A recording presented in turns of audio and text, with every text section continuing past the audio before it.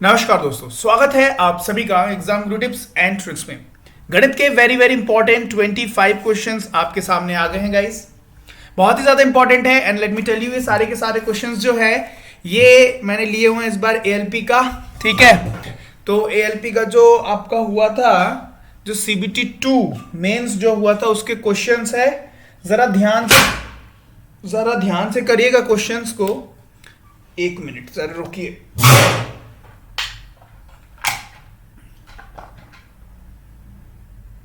चलिए शुरू करते हैं आज का सेशन, लेकिन उसके पहले एक इंफॉर्मेशन है। अनअकैडमी के प्लेटफॉर्म पर गाइस आपके लिए ultimate static GK T20 test series लाया गया है, जिसमें 14 टेस्ट हैं। 2020 मतलब क्या होगा, 20 क्वेश्चंस कवर किए जाएंगे जो कि जनरल अवेयरनेस और जनरल साइंस के होंगे। स्केड्यूल आपके सामने है। इसी प्रकार से guys GK score booster series भी है, 5 टेस्ट है, स्केड्यूल आपके सामने है। इसी प्रकार से जीए का सुपर 40 सीरीज है जो कि आरआरबी, एनटीपीसी और ग्रुप डी के लिए है, भाई बिमलेश यादव। ठीक है, 8 टेस्ट की ये सीरीज है, आपके सामने स्केड्यूल है। इसी के साथ साथ आनंद पंचाल के द्वारा जीएस सीरीज है, मेगा जीएस सीरीज है, 5 टेस्ट है। इसी के साथ साथ रीजनिंग का भी है गाइस भाई दीपक, है ना, और 4 टेस्ट है, स्केड्यूल आपके सामने है। इसी के साथ साथ जो है ब्रह्मास्त्र का मॉक टेस्ट है by for RRB group D. ठीक है, 4 टेस्ट है, फुल लेंथ का टेस्ट है। इसमें maths, general awareness, general science, reasoning ये सारे आएंगे, स्केड्यूल आपके सामने है। इसी प्रकार से ग्रुप डी के लिए भी है कुछ टेस्ट्स। और देखो प्लस सब्सक्रिप्शन लोगे तो आपको ये सारे फीचर्स मिल जाएंगे। और देखो पैसा कितना खर्च करना पड़ेगा, how much amount you have to pay. ये जो आपको दिख रहा है इतना पे नहीं करना है। अगर आप हमारा कोड लाएंगे गुरु टिप्स 10% का इसके ऊपर और डिस्काउंट मिल जाएगा, तो जरूर से हमारा कोड अप्लाई कर दीजिएगा जब भी आप परचेस करें। तो आइए शुरू करते हैं आज का सेशन। पहला क्वेश्चन आपके सामने, आपके स्क्रीन पर 3 बक्से, 3 बक्सों का वजन क्या है, 3 किलोग्राम, 8 किलोग्राम और 12 किलोग्राम है। निम्नलिखित में से कौन सा इन बक्सों के किसी भी संयोजन का किलोग्राम में कुल वजन नहीं हो सकता है। इस टाइप के क्वेश्चंस किए हैं। जरा देखो, 3 + 8 + 12 मतलब ये क्या हो गया, 23 केजी बन सकता है, ये तो बन सकता है। अच्छा, अगर मैं बात करूं 8 + 12, इन दोनों को अगर जोड़ूं तो हो गया 20, मतलब ये भी बन सकता है। अगर मैं बात करूं 3 और 12 की, दैट मींस 15, मतलब ये भी बन सकता है, लेकिन 21 नहीं बन सकता है। तो ऑप्शन नंबर सी हमारा राइट आंसर हो जाएगा। चलिए नेक्स्ट क्वेश्चन देखते हैं। पाइप ए एक टंकी को 12 घंटे में भर सकता है। ठीक है, पाइप बी इसे x घंटे में खाली कर सकता है। यदि दोनों पाइप को एक साथ खोल दिया जाए तो टंकी 30 घंटे में भर जाएगी। x का मान ज्ञात करिए। देखिए क्या बोल रहा है, पाइप ए जो है किसी टंकी को 12 घंटे में भर सकता है और पाइप बी जो है इसे x घंटे में खाली कर सकता है। और बोल रहा है यदि दोनों पाइप को एक साथ खोल दिया जाए तो टंकी जो है गाइस 30 घंटे में भर जाएगी। अब जरा यहां देखो, ऑप्शन से उठाते हैं, कुछ नहीं बनाएंगे। ठीक है, ऑप्शन से उठाइए। अगर मैं यहां पे ले लूं 15, तो अगर मैं यहां ले लूं क्या 15, तो यहां हो जाएगा क्या 60 इन कैल्शियम, तो ये कितना हो जाएगा 5, और ये हो जाएगा कितना 4, तो ये क्या हो गया 1, 60 क्या हुआ 30 नहीं। अब 20 उठाते हैं, दैट मींस यहां पे रखता हूं मैं क्या 20, दैट मींस एफिशिएंसी क्या हो जाएगी, अगर मैंने एलसीएम ले लिया 60 तो क्या हो जाएगी यहां पर देखो 5, और यहां पर क्या हो जाएगी 3। देखो 5 से -3, that means the ultimate efficiency, दोनों को मिलाकर जो एफिशिएंसी होगी वो क्या होगी 2, और 60 से 2 भाग करेंगे तो जी आ गया 30 घंटे। 30 घंटे में भर जाएगी, दैट मींस हमारा आंसर क्या हुआ, ऑप्शन नंबर सी। ऑप्शन से उठाया, जल्दी हो गया। ठीक है, इसी तरीके से उठाना। चलिए नेक्स्ट क्वेश्चन देखते हैं। 2 संख्याएं एक तीसरी संख्या से 10% और 20% कम है। दूसरी संख्या को पहली संख्या के बराबर करने के लिए कितनी प्रतिशत बढ़ाया जाना चाहिए। देखो लेट्स से 3 संख्याएं हैं, तीसरी संख्या है 100, क्या बोल रहा है दो संख्याएं तीसरी संख्या से 10% और 20% कम है। लेट्स से 20% बी कम है तो ये हो गया कितना 80 और ये ए 10% कम है मतलब ये हो गया 90। अब क्या बोल रहे हैं, दूसरी संख्या को पहली संख्या के बराबर करने के लिए कितना प्रतिशत बढ़ाया जाना चाहिए, कितना बढ़ाना पड़ेगा, 10 बढ़ाना पड़ेगा। किस पर, 80 पर। That's all guys which you have to do. तो मतलब 100/8 दैट मीन्स 12.5% जो है दूसरे वाले को बढ़ाना पड़ेगा पहले वाले के साथ बराबरी करने में। ठीक है, बड़े नेक्स्ट क्वेश्चन में आइए जरा। दिए गए पाई चार्ट दिसंबर 2017 तक भारत के विभिन्न बैंकों द्वारा संसाधित गैर निष्पेदन संपत्ति मतलब एनपीए, नॉन परफॉर्मिंग असेट्स, ठीक है, तो के बारे में जानकारी देता है। ठीक है, दिखाता है। सभी बैंकों के अंतर्गत कुल एनपीए की कीमत 300 लाख करोड़ है। तो दिसंबर 2017 तक बैंक सी द्वारा अंतर्गत एनपीए की कीमत कितनी थी, सी के द्वारा कितनी थी, 15%। किसका, 300 करोड़ का, दैट मीन्स 300 का 15%, that means 45। Option number 45 lakh crore हमारा आंसर हो जाएगा। ऑप्शन नंबर बी हमारा सही उत्तर हो जाएगा। नेक्स्ट क्वेश्चन देखते हैं। निम्नलिखित को हल कीजिए। तो guys under root of 0.2025 plus under root of 0.1225। Guys आपको पता है कि अगर अंडर रूट 0.2025 है, देखते ही साथ बताना, देखो 25 है, दैट मीन्स आखिरी में आएगा 5। इसको तोड़ना है किसमें, दो कंसेक्यूटिव नंबर्स में, एक के बाद एक में। तो क्या होगा, 4 × 5 और छोटा वाला ले लेना है, मतलब क्या हो गया 45। लेकिन जरा यहां देखो, यहां अंडर रूट है और पॉइंट के बाद कितने डिजिट है, 4। दैट मीन्स जब अंडर रूट खुलेगा तो क्या होगा, 2। जब 4 है उसको सीधे डिवाइडेड बाय 2 कर देना, तो कितने हो जाएंगे, 2, मतलब 0.45 हो जाएगा। सिमिलरली इसका कितना हो जाएगा, 0.35। इन दोनों को जोड़ दो तो कितना हो गया, देखो 7 8 मतलब 0.8। ऑप्शन नंबर सी आपका सही उत्तर हो जाएगा। बढ़ते नेक्स्ट क्वेश्चन में आइए। बिंदु 3 और -4 और 5 and 2 को मिलाने वाली रेखा का ढलान, क्या, स्लोप ज्ञात करो, फाइंड आउट द स्लोप। जरा यहां देखो, यहां लेट्स से एक पॉइंट है और यहां लेट्स से एक पॉइंट है, A एंड B। इसके कोऑर्डिनेट्स क्या दिए गए हैं, 3 and -4 और क्या दिया गया है, 5 और 2। पूछ रहा है भाई इसका स्लोप निकालो, क्या निकालो, ढलान निकालो। अब आपको एक पता है, एक इक्वेशन पता होगी, y = mx + c, पता है कि नहीं पता है। और इसी में गाइस जो m होता है इसी को m = what, m = स्लोप। अब यहां तो कोऑर्डिनेट्स दिए गए हैं, दैट मींस मैं लिख सकता हूं c को अभी दूर हटा दो थोड़ी देर के लिए, क्योंकि ये क्या है, कांस्टेंट है। अब जरा यहां देखो, यहां मैं लिख सकता हूं y = mx, दैट मींस मैं लिख सकता हूं m = y/x। लेकिन यहां तो कोऑर्डिनेट्स दिए गए हैं x1 y1 और x2 y2। इसका मतलब मैं इसको स्लोप लिख सकता हूं क्या, y2 - y1 बटे x2 - x1। guys this is the formula whenever the coordinates will be given and if you ask for what is the slope then you have to use this formula to find out the slope. okay guys, तो y2 के जगह पर क्या है, 2 है, let us put it। तो 2 minus y1 क्या है, -4 और -4 माइनस तो प्लस हो जाएगा। x2 is 5 and x1 is 3। that means guys we can write that 6/2 that is how much slope is 3। Option number B हमारा सही उत्तर हो जाएगा। ठीक है, चलिए नेक्स्ट क्वेश्चन देखते हैं। यदि साइन थीटा क्या है गाइस, 12/13 है, तो 2 cot theta plus 13 cos theta का मान ज्ञात करिए। आइए जरा इसी को आपको देखते ही साथ दिमाग में आना चाहिए। ट्रिपलेट क्या बन रहा है, 5 12 13 का ट्रिपलेट बन रहा है। आइए फिगर पहले बना लिया जाए। तो देखो जरा, अगर मैं इसको रखता हूं थीटा, तो ये क्या होगा 12, ये क्या होगा 13 और ये क्या होगा 5। अरे आर यू गेटिंग, हमने इस की वैल्यू, साइन थीटा की वैल्यू को देखते हुए हमने ये सारी चीजें निकाल ली।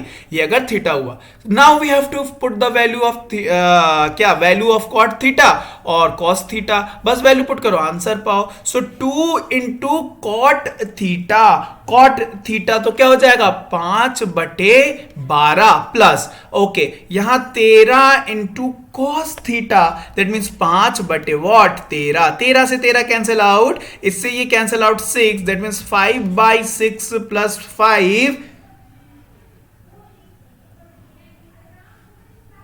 ओ 1 सेकेंड, 5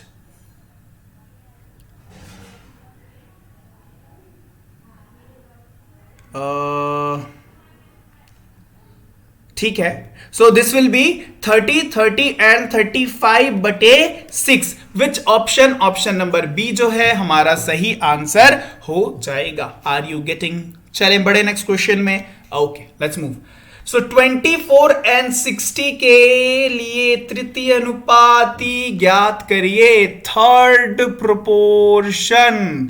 थर्ड प्रोपोर्शन क्या होता है? अगर दो नंबर है a and b, then third proportion will be equal to b square बटे a। यहां पर b, अगर इसको a मान लू, इसको b मान लू, मान क्या लू, होंगे ही, तो यहां क्या हो जाएगा थर्ड प्रोपोर्शन, 60 का स्क्वायर बटे 24, दैट मीन्स 60 इंटू 60 बटे 24, दैट मीन्स 3600 बाई 24, 12 से गया 2 बार, 12 से गया 3 बार, 300/2 मतलब 150 हमारा सही उत्तर हो जाएगा। Option number B will be our right answer. Okay guys next question बढ़ते हैं।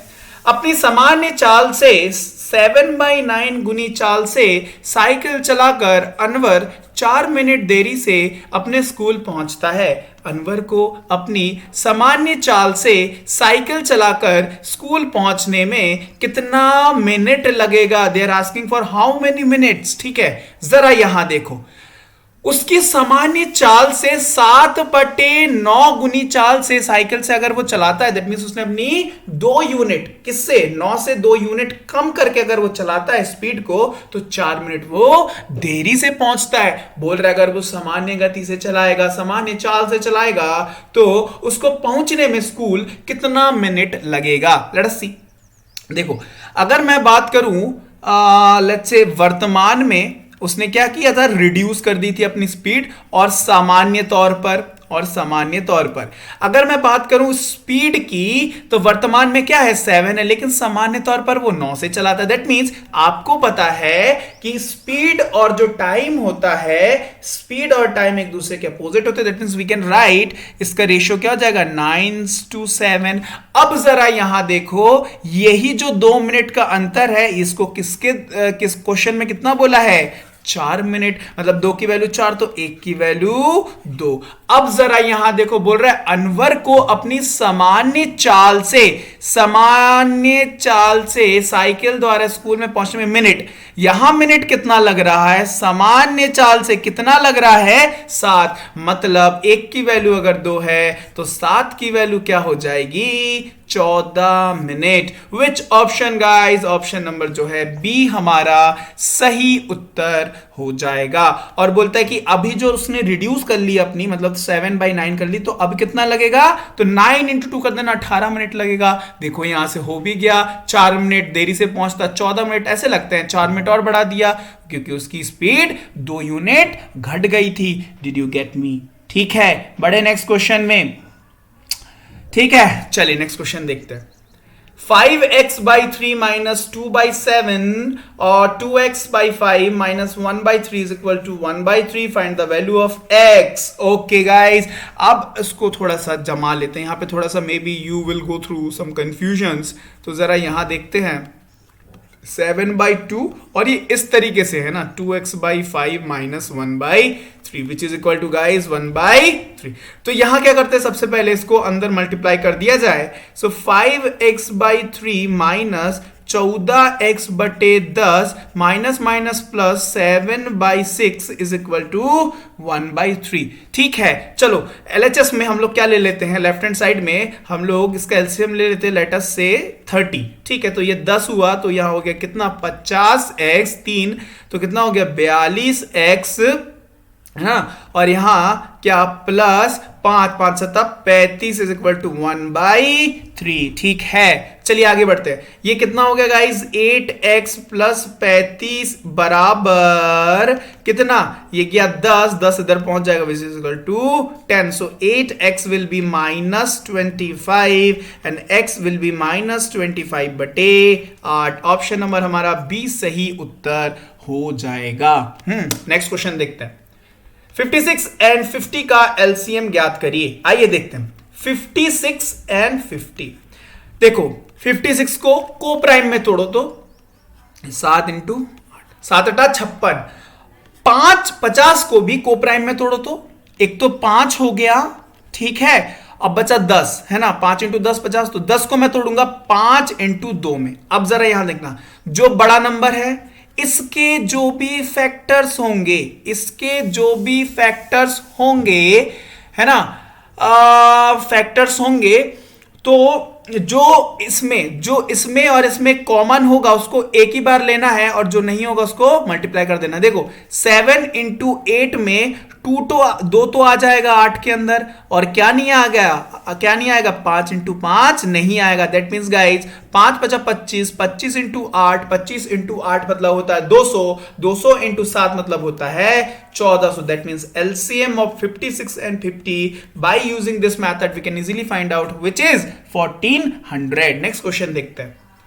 यदि कोई विक्रेता एक नारियल को 32 रुपए में बेचता है तो उसे 20% की हानि होती है। नारियल का क्रय मूल्य ज्ञात करिए। देखो 20% का लॉस मतलब क्या होता है, 5 से 4 हो जाना, और लॉस की वैल्यू कितनी दी गई है 32, मतलब 4 अटे 32। तो ये CP ये SP है ना, तो CP कितना हुआ क्रय मूल्य, इसको भी 8 से मल्टीप्लाई कर दो तो 5 अटा 40। ऑप्शन नंबर डी हमारा राइट आंसर हो गया। नेक्स्ट क्वेश्चन देखते हैं।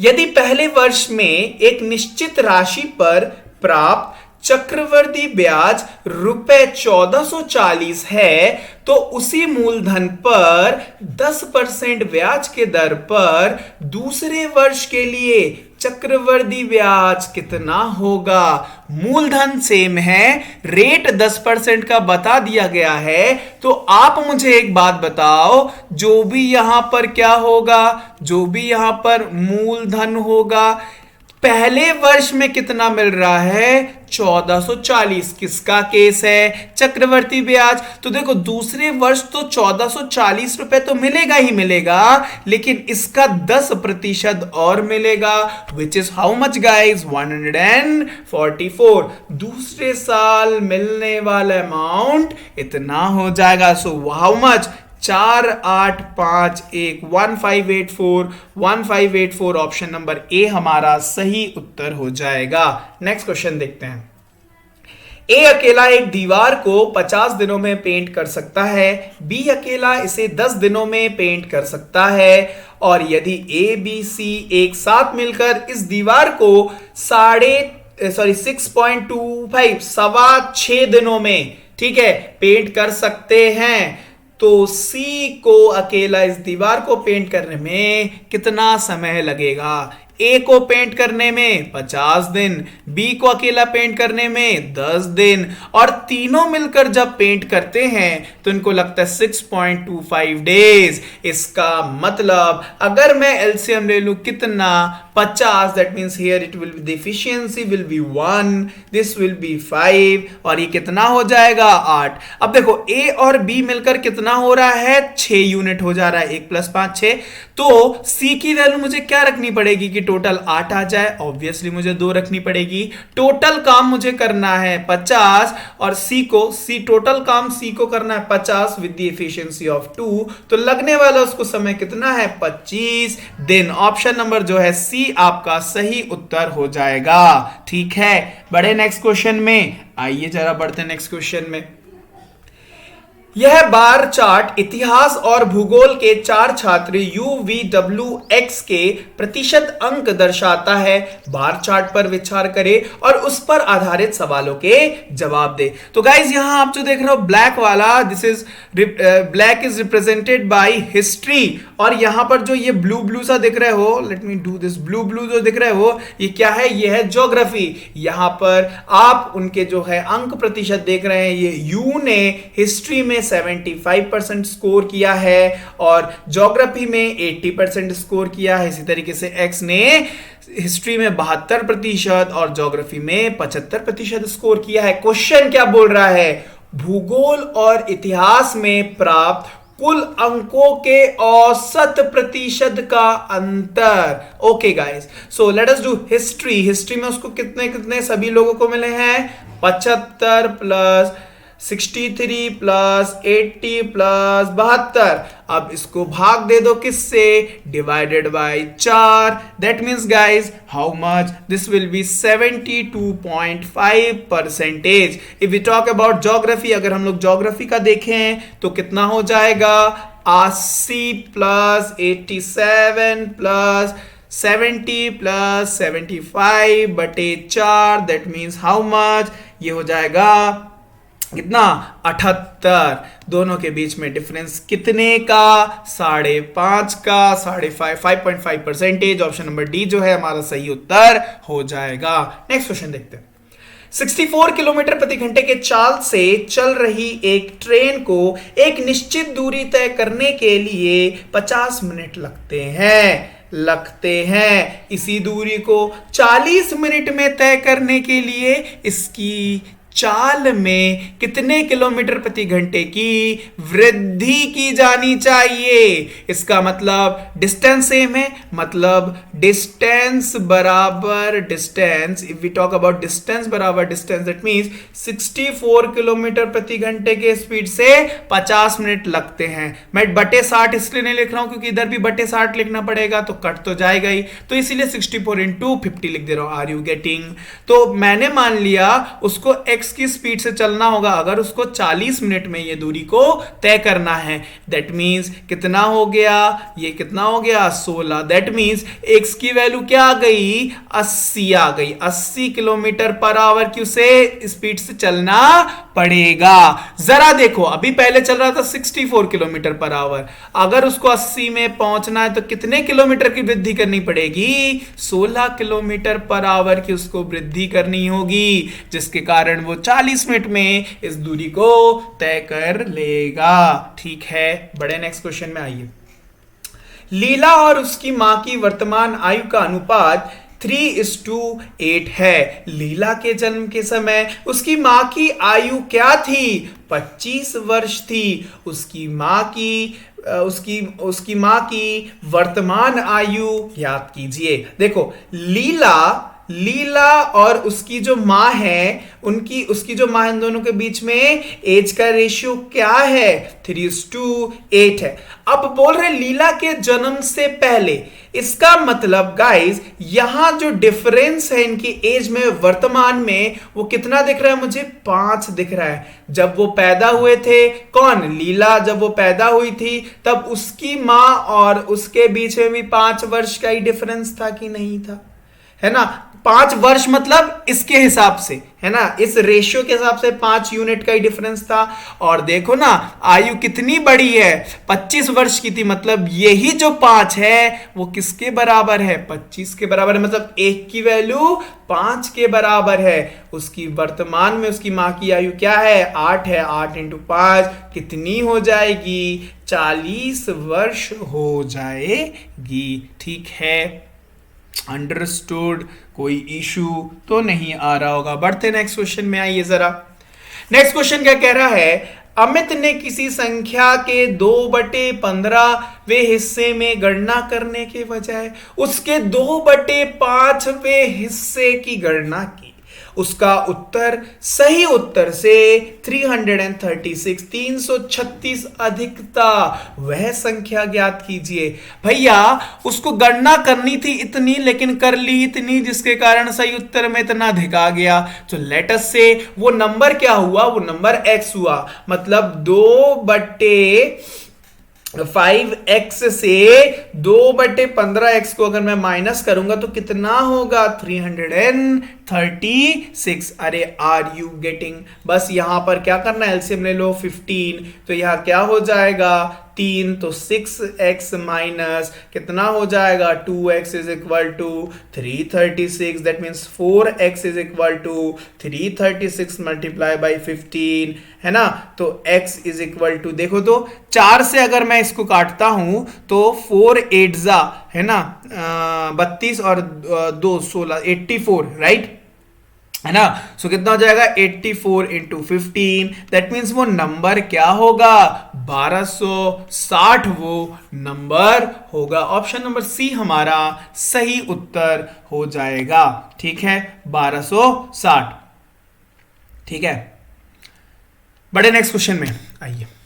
यदि 9 15 1 15 14 9 4 और x की मध्यिका 11 है तो x का मान ज्ञात करिए। देखो जरा यहां ध्यान से देखना, मध्यिका ज्ञात करने के लिए आपको या तो उसको असेंडिंग ऑर्डर में या तो डिसेंडिंग ऑर्डर में जमाना पड़ेगा, और जो बीच वाला टर्म होगा वही क्या होगा हमारा मध्यिका। अगर ये ऑड हुआ तो, लेकिन अगर ये इवन हुआ, अगर ये सम हुआ तो बीच वाले दोनों को प्लस करके डिवाइडेड बाय 2 कर लो, मतलब उसका मीन निकाल लो, वही हमारा क्या होगा मध्यिका होगा। अब जरा यहां देखो 1 2 3 4 5 6 7 8 नंबर्स हैं, मतलब इसका मतलब जो मध्यिका होगा वो क्या होगा, चौथा प्लस पांचवा नंबर बटे 2 इज इक्वल टू क्या होगा मध्यिका होगा, विच इज 11। दैट मींस हम सबसे पहले इसको असेंडिंग ऑर्डर में बढ़ते हुए क्रम में जमाते हैं। सबसे छोटा 1 है, उसके बाद 4 है, उसके बाद 9 है, उसके बाद फिर एक और 9 है।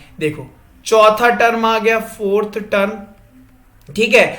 अब मैं क्या कर रहा हूं कि मैं मान ले रहा हूं जो फिफ्थ टर्म है वो क्या है x है, उसके बाद फिर मैं 15 15 करके इस तरीके से लिख देता हूं, ठीक है।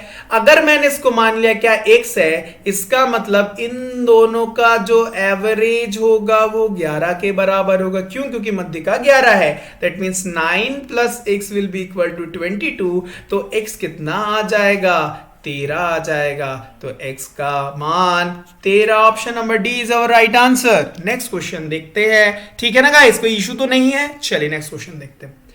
एक विक्रेता ₹5 में 8 नग मतलब पीस के हिसाब से एक निश्चित संख्या में केले खरीदता है और उन्हें 8 रुपए में 5 नग पीस के हिसाब से बेचता है। उसका प्रतिशत लाभ ज्ञात करिए। मैंने आपको बताया था 5 रुपए में 8 नग, 8 रुपए में 5 नग, ये क्या है, ये कॉस्ट प्राइस और ये सेलिंग प्राइस है। क्रॉस मल्टीप्लाई कर दो तो 25 से 8 8 जा 64, ये सीपी और ये एसपी। देखो कितने की प्रॉफिट हुआ, कितने की बढ़ोतरी हुई, जरा ध्यान से देखो, काउंट करो तो कितना 39। किस पर? 25 पर, मल्टीप्लाई बाय 100, दैट मींस 156% का उसको लाभ हुआ। अरे समझ गए, इस तरीके से शॉर्ट तरीका और कहीं पे भी अवेलेबल नहीं है। बढ़ते हैं आइए नेक्स्ट क्वेश्चन में, ठीक है। नेक्स्ट क्वेश्चन क्या कह रहा है,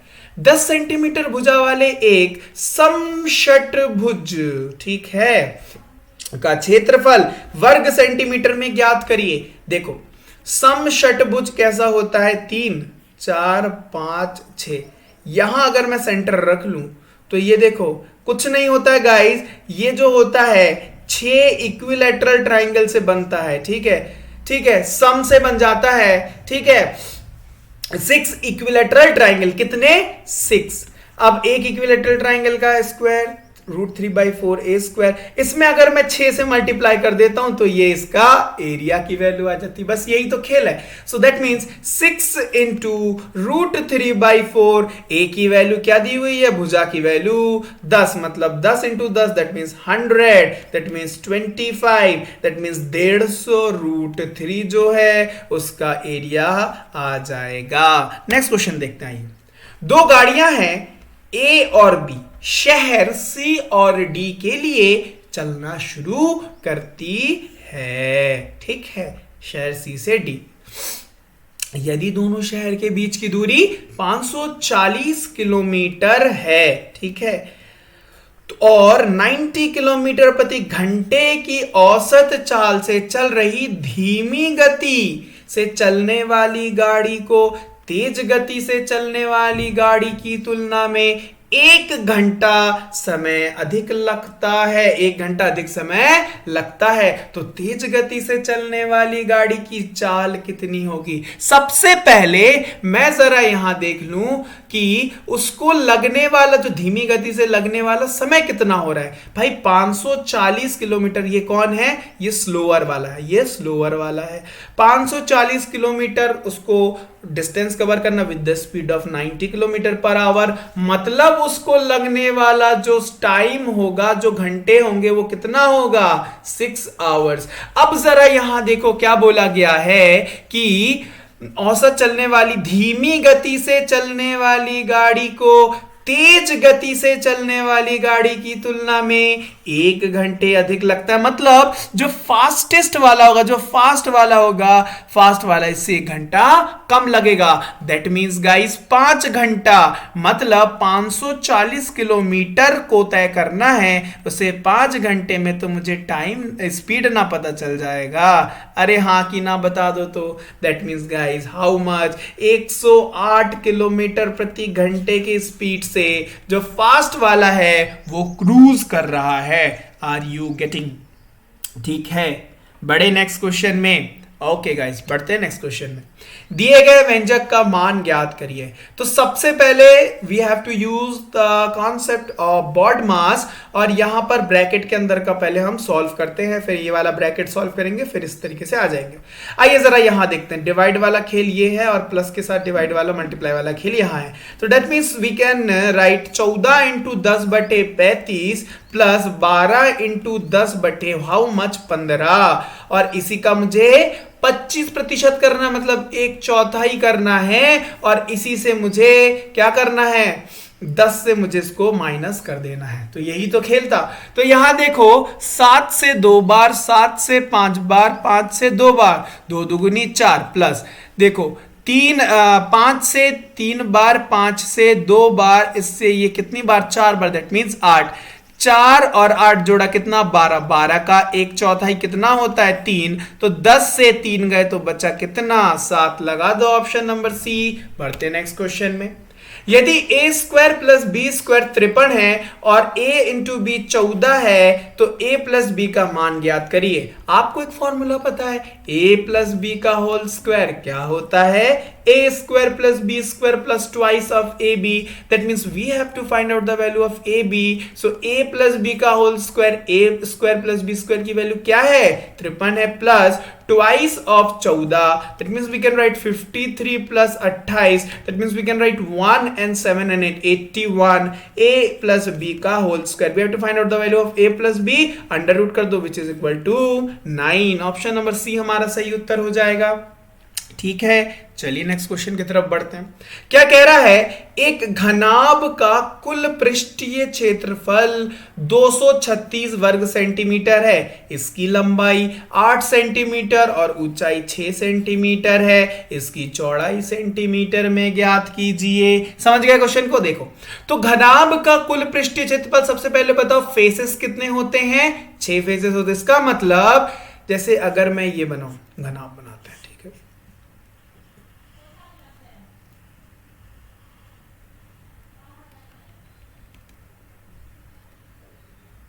ठीक है, चलिए बन गया ना, समझ गया ना। तो एक फेस ये, उसी तरीके से दूसरा फेस ये, तीसरा ये, चौथा इस तरफ ये, पांचवा ये, और नीचे एक होगा 6। That means guys we can write twice of L into B plus B into H plus H into L, we can write ना। तो ये कितना हो गया 236। तो मैं यहां लिखता हूं L B plus B H plus H L will be equal to 118, 118 हो गया। अरे हाँ की ना जरा बता दो तो। दैट मीन्स गाइज यहां पर लेंथ की वैल्यू, लंबाई की वैल्यू दी गई है, देखो यहां क्या क्या दिया है, एल दिया गया है 8, हाइट दिया गया है 6, ब्रेथ हमको पता करना है। तो देखो मैं लिख सकता हूं 8 और बी, 8b प्लस एच कितना 6b प्लस हाइट इंटू, तो कितना हो गया 48 is equal to 118। That means यहां कितना हो गया 12 13 14, b इज इक्वल टू कितना हो गया 70। तो 5 बार 70 बटे 14 मतलब 5। विच ऑप्शन, लगा दो ऑप्शन नंबर। ठीक है, समझ गए। तो गाइज ये थे 25 very very important question. I hope guys आपने एंजॉय किया होगा इस सेशन को।